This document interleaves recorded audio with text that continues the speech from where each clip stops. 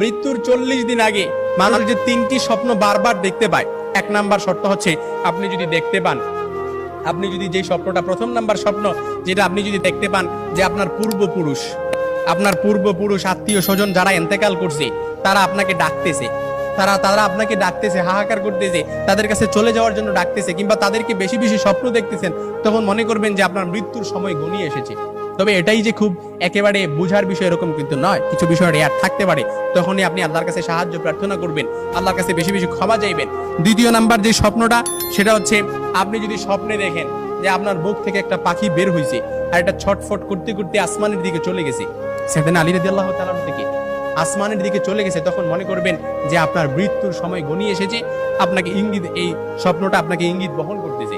3 number যে স্বপ্নটা দেখবেন সেটা হচ্ছে আপনি যদি দেখেন ঘুমের মধ্যে আপনি এক দেশ থেকে অন্য দেশে দেশান্তরিত হচ্ছেন, এই স্বপ্নটা আপনি বারবার দেখতেছেন, এরকম